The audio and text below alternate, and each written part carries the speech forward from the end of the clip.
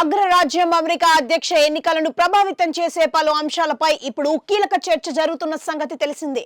ఇందులో భాగంగా ఇమిగ్రేషన్స్, అక్రమ వలసలు, గంజాయిని చట్టబద్ధం చేయడం మొదలైన అంశాలు కీలకంగా ఉన్నాయని అంటున్నారు. ఈ సమయంలో వీటితో పాటు మరో కీలక అంశం అబార్షన్ హక్కు.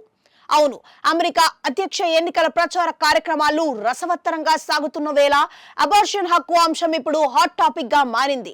ఇటీవల డొనాల్డ్ ట్రంప్, కమలా హారిస్ మధ్య జరిగిన డిబేట్ లో ఈ అబార్షన్ అంశంపై ఇరువురు వేడిగా వాదించారు.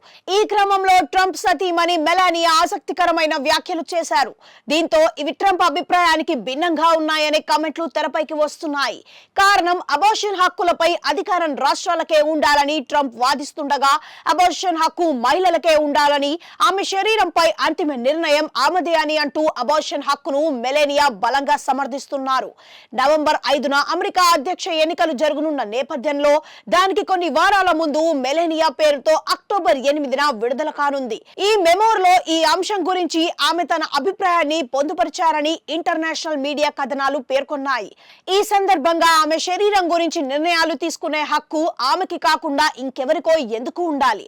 అబార్షన్ విషయంలో ఆమె నిర్ణయాన్ని పరిమితి చేయడం అంటే ఆమె సొంత శరీరంపై నియంత్రణను నిరాకరించడం కిందకే వస్తుంది అని ఆమె రాసుకొచ్చారని అంటున్నారు. మరోవైపు ఇదే విషయంలో గతంలో స్పందించిన కమలా హారిస్ అబార్షన్ పై ట్రంప్ నిషేధం విధించాలనుకుంటున్నారని, అత్యాచారాల వంటి కేసుల్లోనూ మహిళలకు ఎలాంటి మినహాయింపు ఇవ్వాలనుకోవడం లేదని, ఇది మహిళలను అవమానించడమే అని, అబార్షన్ పై మహిళ నిర్ణయం తీసుకోగలరని ఓ డిబేట్ లో వ్యాఖ్యానించారు.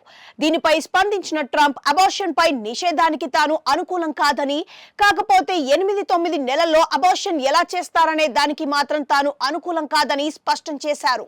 ఈ విషయంలో అధికారం రాష్ట్రాలకే ఉండాలని అన్నారు.